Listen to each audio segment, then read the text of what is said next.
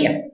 Šiame video sužinosite, kaip kokybiškai nufotografuoti būstą pardavimui, kad sulauktumėte kuo daugiau potencialių pirkėjų susidomėjimo. Labai svarbu padaryti kokybiškas bei informatyvias nuotraukos, kurios sudomins pirkėjus taip, kad norėtų apžiūrėti jūsų parduodamą būstą ir sudominti tik tuos, kurie būtų jūsų tikrieji pirkėjai, o ne šiaip savo turistai. Prieš fotografuojant objektą jums reikėtų susipažinti su pačiu fotoaparatu ir su visomis fotoaparato funkcijomis. Jas rasite fotoaparato Biblijoje, kuri yra spintelėje su fotoaparatais. Būtina pasiskaityti visus skyrelius, kurie sužymėti žymekliais. Taip žinosite, kokius režimus naudoti ir kaip padaryti kokybiškas ir gražias nuotraukas. Dažniausiai nuotraukos nulemia tai, ar pirkėjas norės apžiūrėti jūsų parduodamą turtą. Todėl buto pardavimo sėkmė labai priklauso nuo fotografijų kokybės. Buto nuotraukos turi atskleisti visus buto privalumus bei išplanavimą, tačiau nuotraukos turi būti ne tik gražios, bet ir informatyvios. Kaip fotografuoti butą, kad nuotraukos pirkėjų dėmesį patrauktų, bet kartu atspindėtų esamą situaciją? Pirmiausia, fotografuojant patalpą, butą ar namą, reikia sutvarkyti namus. Tas patalpas. Ir nurimti visus asmeninius daiktus. Išnešti nereikalingus daiktus, baldus, paslėpti asmeninės nuotraukas, diplomus, higienos reikmenis, vonios kambaryje ir taip toliau. Perstumkite baldus, suteikite patalpai kuo daugiau erdvės. Apskritai, patalpose turėtų būti kuo mažiau baldų. Uždarykite visas spintelių dureles, langus, balkonų įėjimo duris, paslėpkite laidus. Išvalykite paviršių nuo dulkių, riebalinių dėmių ar maisto likučių. Lovas užtieškite lovatiesę. Fotografuojant tualetą būtinai uždarykite unitazo dangtį. Darydami būsto fotografijas pasirūpinkite būsto apšvietimu. Prieš būsto fotografavimą pakeiskite visas perdegusias lemputes. Paprašykite to savininko, kad tuo pasirūpintų, ar pasirūpinkite patys.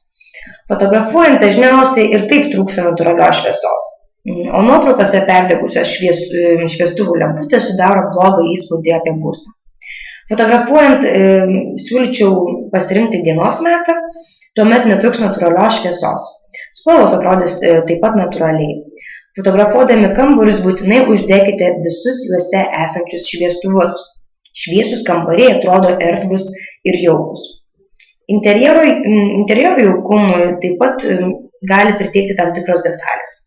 Žydinčios gėlių puokštės, degančios žvakės, vaisių pintinė, bet svarbu suvokti, kad nereikia persistengti.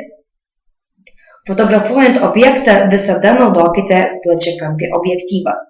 Taip erdvės atrodys kokybiškesnės ir informatyvesnės.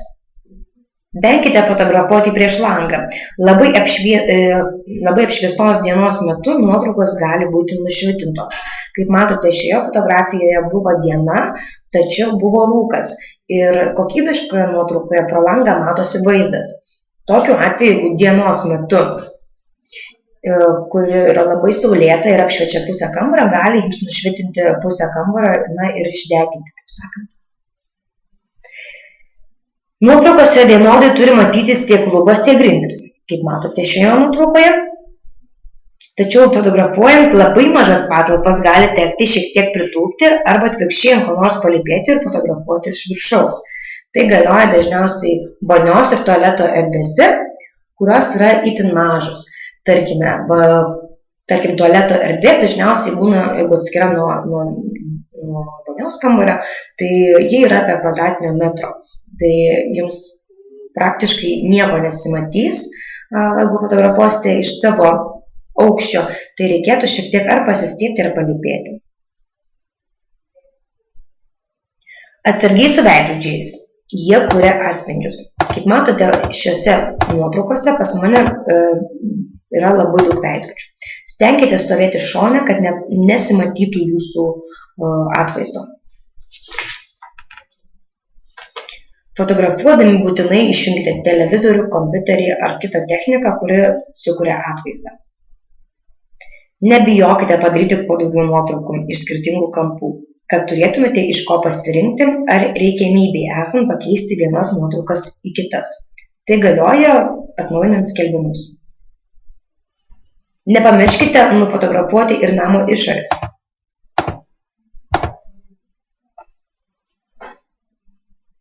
Pirkėjas norės matyti, koks yra fasadas. Taip pat rekomenduoju nufotografuoti vaizdą pro langą, laiptinę, ypač aktualu yra laiptinė, kadangi žmogus pirkdamas būstą, jeigu nėra laiptinės fotografijos, jis nežino, kokia yra kaiminystė, o žmonėms yra tai labai labai svarbu. Tai jeigu yra laiptinė tvarkinga ir yra tikrai ką parodyti, tai rekomenduoju būtinai įdėti skelbimą laiptinės nuotrauką. Taip žmogus įsivaizduos, kad kaiminystė tikrai yra tvarkinga, ne kažkokia asociali.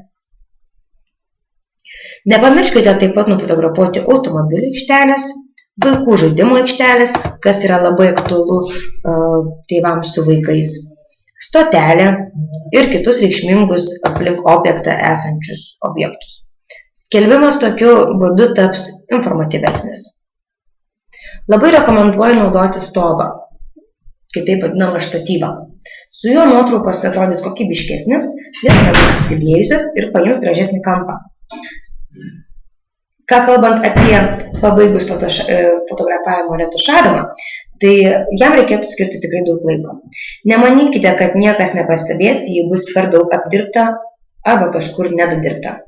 Niekada nežinosime, kas gausis, kai suredaguosime nuotrauką, todėl nenuleiskite rankų ir skirkite daug laiko nuotraukų apdirbimui. Taigi, lauksiu gražių nuotraukų.